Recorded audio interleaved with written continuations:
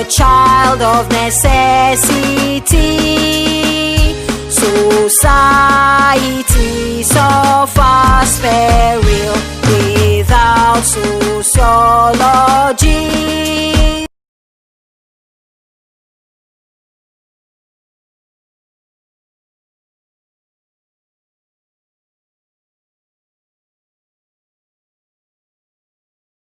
Good morning, ladies and gentlemen. I am by name Abdullahi Bashir Omar.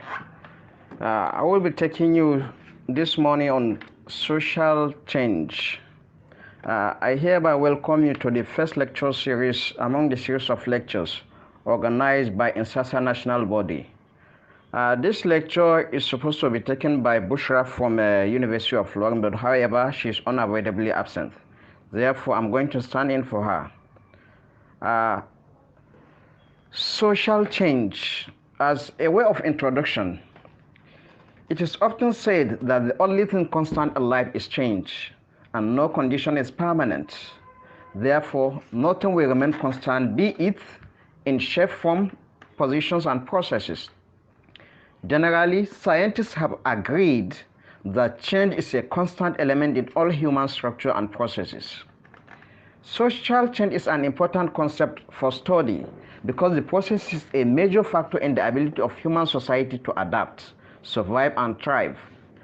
Analysis have indeed been at the very foundation of the establishment of various specializations in social sciences, and especially the discipline of sociology.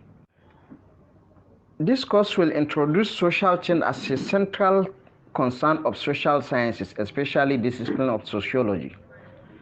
Conceptualization of social change, factors responsible for social change in human societies, and then the theories of social change will be discussed. First, we're going to look at social scientific concern with social change, meaning why are social sciences, most especially the field of sociology, so concerned about social change? Why is the concept of social change so relevant to the field of sociology? The quest for understanding and explain the phenomenon of social change can be said to have laid the foundation of sociology. Sociology developed into a distinct and different specialization available or that continue to emerge. Also, the discipline itself owes its emergence to the monumental changes and upheaval unleashed on society by the Industrial Revolution in the 19th century. For this reason, the concept of social change has been an enduring concern of modern sociology. Virgo has asserted that modern sociology began in various attempts by social theorists to understand, explain the wave of changes that were taking place in society of their time. Industrial Revolution had ushered in far-reaching changes, radical transformation in the production and distribution of goods and services, ushered in the industrial society, as well as introduced far-reaching expansion in economy and society. The point here is basically the field of sociology found its foundation or emerged based on some monumental changes that occurs in mostly the European societies. After the aftermath of the Industrial Revolution that happened in the 19th centuries, there were so many upheavals unleashed on the societies, so many changes, so many social problems emerged, and most of the social thinkers began to theorize by looking at most of these changes that have occurred after the Industrial Revolution and try to provide explanation about these changes and how to provide solution to the problems affecting their societies as at then. Most of the founding fathers of sociology, which include Auguste Comte, centers their studies on social change by looking at the factors responsible for these changes and also try to look at how they can provide solutions to some of these problems. For example, Auguste Comte he identified stages of intellectual development in society based on distinct phases. He is of the view that the society starts from a theoretical stage and then move to a metaphysical stage and then move to a positive stage. This process of moving from one stage to the other is more or less a process of change. He therefore explained the process through which intellectual development occurs in various societies. Looking at the contribution of Karl Marx, he said conflict is what keeps society changing. Conflict is the mover of history. He is of the view that human organization changes or evolve based on the following stage: from primitive communism to slavery, feudalism, capitalism, socialism, and communism, which he said is the final state of human social organization. He says human organization is always and will always be constant changing from one form to the other. Looking at the stand of Emile Durkheim, he is of the view that the binding forces that keep people together in every society is social solidarity, which are brought about by norms, values, ideas, rules, and regulation. He is of the view that solidarity is not static, it changes. The society becomes bigger, expands, diversifies from mechanic solidarity to organic solidarity. Mechanic solidarity is the relationship. In mechanic solidarity, relationship is mutual, informal, and dominated by primary group. While in organic solidarity, the relationship is formal, contractual, specific, and is dominated by secondary group. Emile Durkheim is also interested in the changes that happens in the society. We'll also look at the concerns of Max Weber as it regards to the issue of social change in the society. He talks about the development of capitalism and the spirit Protestant ethics. He says capitalism is about the development of rationality and bureaucracy. He talks about changes of being more effective and efficient. That principle of rationality and bureaucracy brought about changes in the society. Based on the above, we can see that most of the founding fathers of sociology centered most of their studies on social change and the changes as it affects in their societies.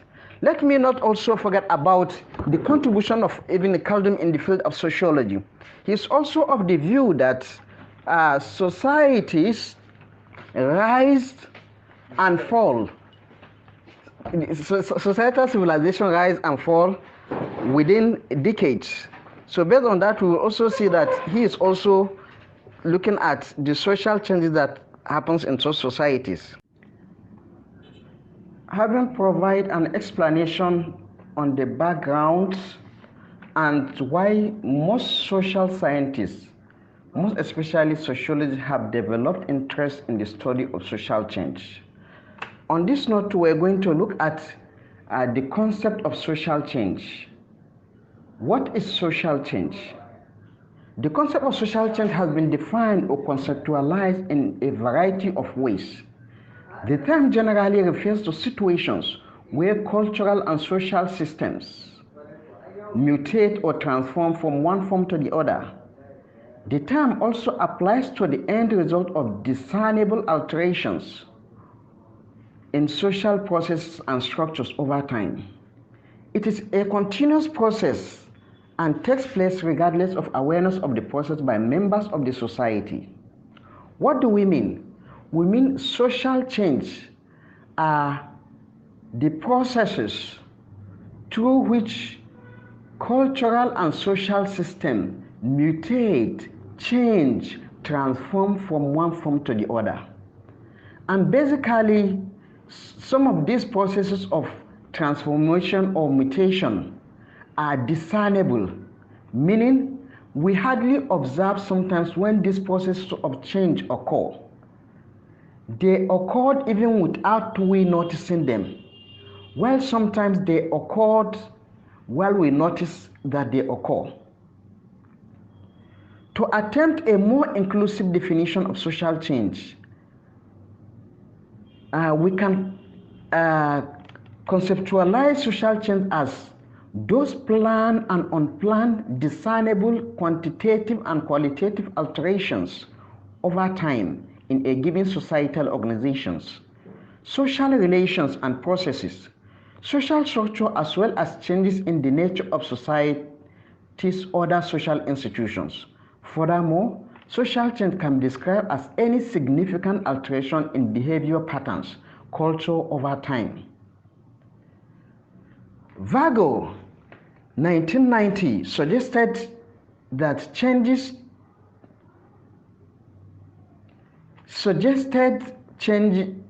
to be the difference between present and antecedent condition, best depicted as a six-pattern continuum composed of interrelated analytical components or elements, including. He is of the view that every change that occurs in the society is more or less a difference that takes place between the present and the past. And basically, these differences takes place to and interrelated components, which include identity, level, duration, direction, magnitude, and rate. Identity refers to the specification of phenomena changing or change, and this may be a whole of itself, forms of family, organizations, marriage forms, religious practice, economy, education, and skill acquisitions, etc. What we refer by identity here is this. By identity, we're trying to look at the identities of the particular phenomenon that have changed in the society. The change could occur in the whole of the society itself, and we could observe changes in the family pattern. We could observe changes in marriage forms. We could observe changes in religious practices. We could observe changes in the economic system. We could also observe changes in the educational system of a society. So therefore, identity enables us to identify what areas has the change affected. Then going to the next one, which is level. Level refers to a point at which change is happening or happened, and this may be the economy, property ownership, political leadership, and so on. The imposition of European colonial rule over a number of disparate politics, kingdoms, ethnic enclaves, etc. led to the establishment of modern Nigeria as a nation. So with level, we're trying to look at what level does these changes occur? Is it at the family level? Is it at the level of property ownership? Is it at the level of political leadership? And so on. Let's look at the level at which the European rule has affected most African countries. The imposition of colonial rule on most African countries has invariably affected the system of leadership in those countries. The coming of the Europeans to Nigeria has invariably affected the Nigerian society, because prior to their coming, Nigeria was more or less a diverse area with distinct kingdoms, empires, and ethnic groups who are more or less independent of each other. The next element, as provided by Virgo, is duration. Duration refers to the period to which the changes refers, and this may be short or long time. For example, changes in a society's economy may occur in a boom or bust, and this relates to magnitude or quantum of change, or it refers to how widespread or pervasive the change is. For example, changes could occur in a nation's economy within a short period of time. Let's look at the phenomenon of COVID-19. It has invariably affected the world economy, and this change has taken place within a short period of time.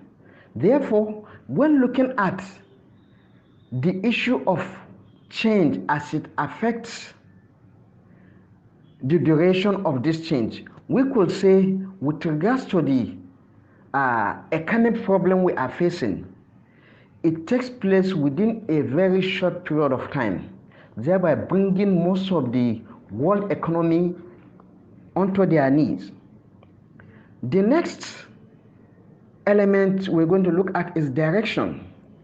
Direction refers to an evaluation of the overall effect of some changes as to negative or positive, progressive or declining, growth or decay. Each of these represents change experience, as do the rise and fall of civilization or empires.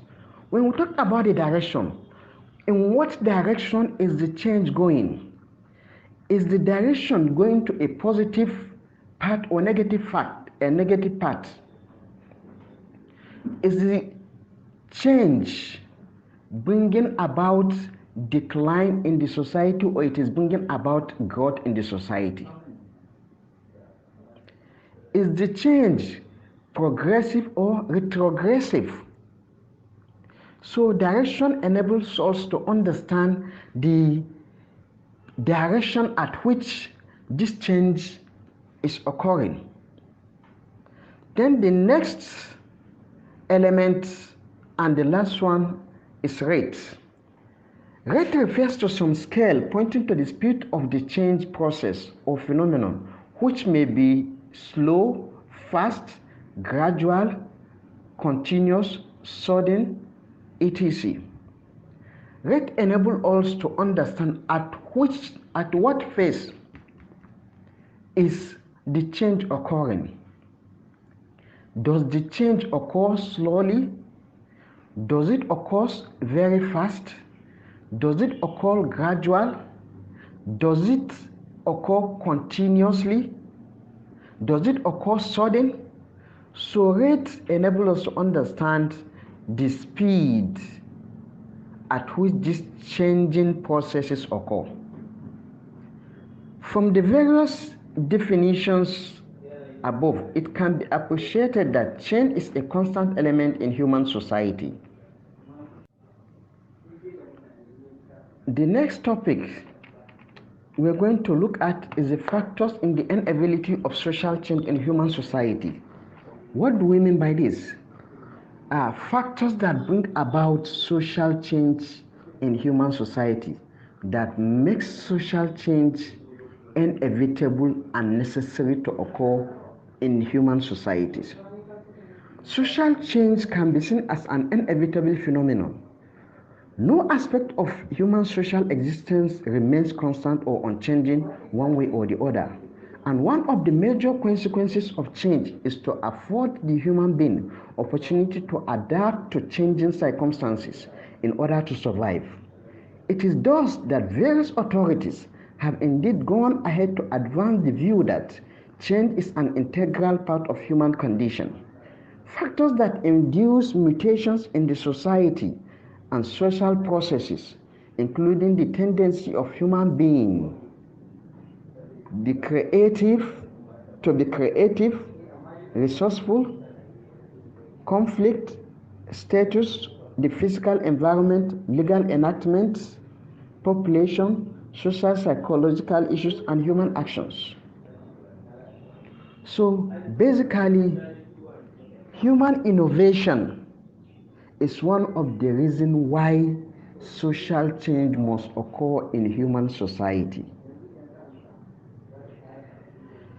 Human beings by nature, they are innovative. As such, whenever humans innovate something new, it brings about changes in the society. Human innovation refers to creativeness, and human beings are very intelligent creators and given to innovations, adventure, experiment, risk-taking, and exploration. Through experience, education, and intuition, human beings are constantly and continuously change living conditions and arrangement, and in the process alter the cultural process and artifact by way of discoveries, inventions, and diffusions. So basically, human being and their society constantly change, and human being always tends or try to change their living conditions, try to improve more on their lives and their society. It is in the nature of human being that they always try to be more effective and efficient in what they do. Therefore, these innovations takes place through the processes of discovery, invention, and diffusion.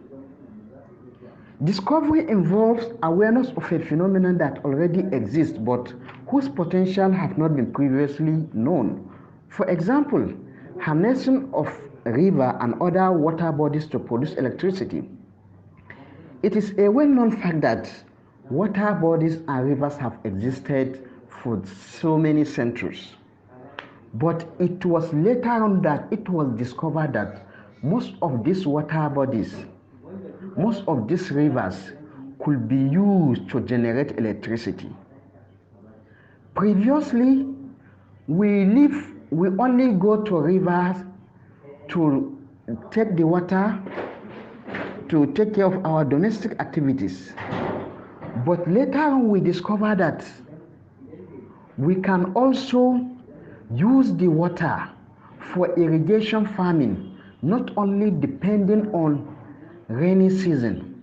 We can also use the water available to embark on irrigation farming. These are discoveries that we did, that even though some of these things have existed, but we can utilize them in a different way in order to improve our life and the living condition. Then the next one is innovation. Innovation involves the use of knowledge and experience to produce new materials and non-material things for use by humans. Over time in human history, inventions have radically altered the ways goods and services are made available. Reflect, for example, about the invention of motor vehicles, airplanes, computers, microchips, tractors, writing materials, satellites, etc. All these are, tangible things that were invented in order to improve the living conditions of human beings. They are things that were invented in order to make our life more meaningful, more effective, and efficient. The next one is diffusion. Diffusion refers to the process through which element or threat in one culture spread to or are adapted into another, and this usually occurs when two or more cultures come into contact with another. For example, through travel, commerce, trade, imperialism, colonialism, mass media, migration, immigration, military conquest, and the likes. When we talk about diffusion, we're talking about the process through which cultural trait or element are transferred from one place to another or from one society to another. Let's look at our ways of dressing. The coming of the Europeans have invariably transferred most of their cultures to our societies through our interaction. When most of the Europeans came here, most of our ways of dressing were based on our traditional attires. But if you look at our system of dressing nowadays, we dress in jeans and trousers, we dress in suits and other things which were hitherto not part of our own system of dressing. But we adopt this system of dressing through our contact with the Europeans. As such, we diffuse their culture. Furthermore, Let's look at the coming of Islam and Christianity to Nigeria. Islam was brought into Nigeria by traders from the Arabian countries through the Trans-Sahara trade, while Christianity also came to Nigeria through the European powers that came. Therefore, the interaction that takes place between we and most of these people bring about the adoption of most of their system of beliefs. Basically, African belief systems were our own system of religious practice, but due to the interaction we have had with most of these European and Arabians, it invariably affects our system of beliefs, our dressing patterns, our eating habit, and the likes. The next item that makes social change inevitable in human society is the role of technology. The role of technology in changing human society has already been discussed earlier in the discussion about innovation and invention. Technology is both tangible and intangible. When we talk about being tangible, we're talking about machineries. Well, when we talk about intangible, we're talking about knowledge and ideas. And it changes society by changing the material environment. Increase in effectiveness and efficiency in the production of goods and services through the application of new machines and methods. One of the most cited illustrations of the role of technology in social change was the 19th century Industrial Revolution. Prior to the 19th century Industrial Revolution, most of the system of farming were manual, but with the coming of the Industrial Revolution, it brought about rapid transformation in the production of goods and services. It brought about the use of machines in the production process. So we can see the role technology has played in bringing changes to human society. Most of these technologies has transformed the way at which human society produces goods and services. It has made the processes to be more effective and efficient. The next item we're going to look at is the physical environment, and especially geographical characteristics of physical environment in which people live often influence social, political, and economic organizations, and by implications, the nature, scope, direction of change in the society all over the globe. People's cultural traits and practices, which include dressing, food, technology, religious practices, etc., are all often directed by environmental characteristics. Let's look at this. For example, societies that lived along the riverine areas will invariably have a different lifestyle compared to a society that lives around the hilltop. Looking at most of the societies in the southwestern part of the countries, the kind of crop they produce differs from the kind of crops that are produced in the northern part of the country. And basically, every society that has a particular resources will have a unique lifestyle and cultural trait. Along the line, a society that is more or less an agrarian society, or a society that is involved into fishing activities, is most likely to change when the water in which they carry out their fishing activities, is no more there. It will make them change their ways of life and their economic activities from fishing into other activities that could sustain their lives. If we look at also societies that are engaged in the farming activities. But after a period of farm, they were ravaged by famine and desertification. These environmental changes that occurs will invariably affect their own way of life. The next item that makes social change in a society inevitable is conflict. Conflict has been an endemic feature of human existence and refers to the overt struggle or confrontation between individuals, groups within and between societies, nation state, etc. Occurring between two or more people, groups, classes, gender, political parties, religious groups, social movement, etc. Conflict usually occurs where interests diverge are incompatible.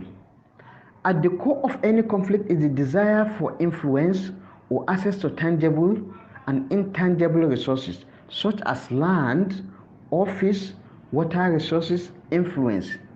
The sociological literature is indeed very rich in analysis about conflict in human society, and here it is sufficient to assert that because conflict disrupts social and other relations, they must be resolved, and that resolution of the conflict leads to change. Let's look at the scenario of the Niger Delta region. Prior to the coming of President Yar'Adua's tenure, the Niger Delta region was known to be very, region that's engaged in conflict and internal crisis due to the activities of the militants.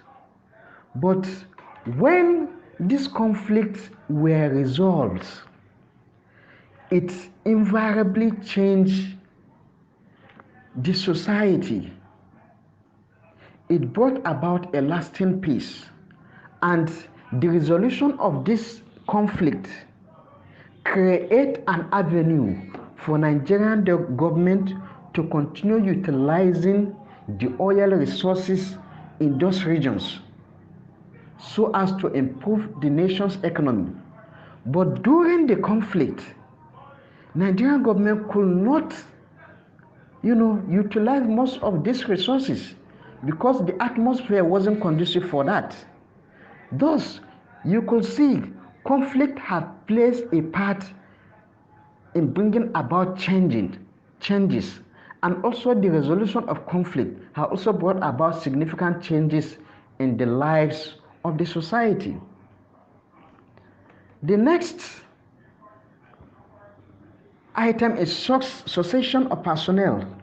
The recruitment of members of society is usually through procreation in the main, and to a lesser extent through immigration. However, biological or any other form of recruitment alone does not automatically confer membership of society. It is socialization, a dynamic process, and which changes with changing circumstances and culture is not static. Members of society learn and utilize new things, new norms and values, etc. In so doing, as they assume new roles, they change social processes. For example, middle class and other children use computers, smartphone, etc. to communicate, play, and so on. So what we are saying is this: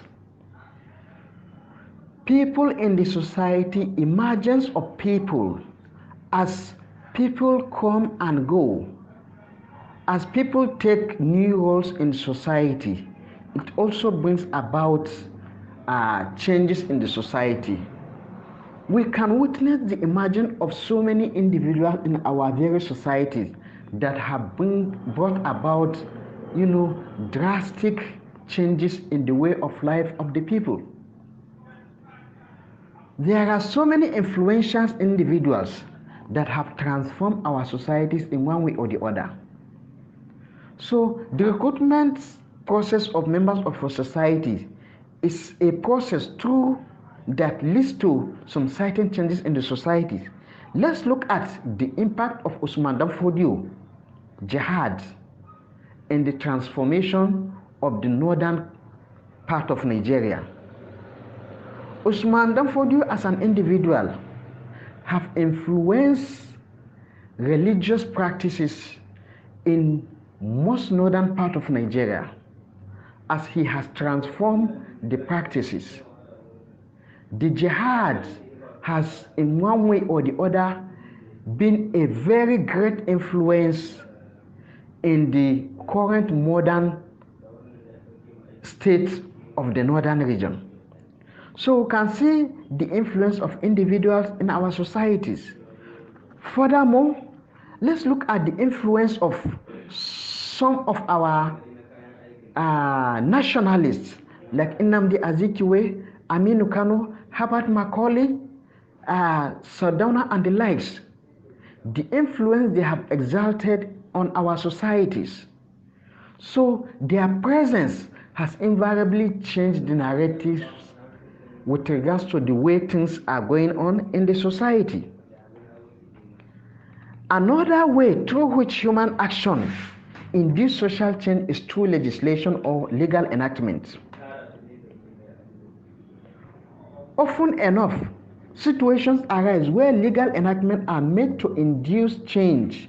For example, to institute universal adult suffrage, criminal discrimination, enforce fundamental rights, protect minority population, confront unethical or criminal behavior. For example, in the United States of America, racial discrimination, unequal treatment, denial of voting rights against African Americans were changed by the better, for the better by the combination of protest and legislation. Therefore, we have seen how legislation has brought about drastic changes in the society and also the human life. Because from the moment this legislation were enacted, it reduces the rate at which racial discrimination is being carried out against African Americans. Let us look at the issue of slavery. From the time the law was enacted that slavery has been abolished, it brought about a drastic change in the society because the enactment of anti-slavery law led to the abolition of slave trade.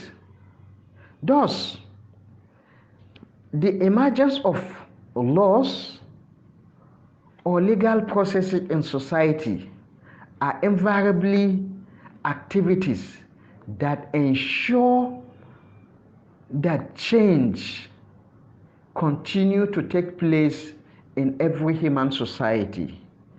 Thank you very much for your time. Thank you for your audience.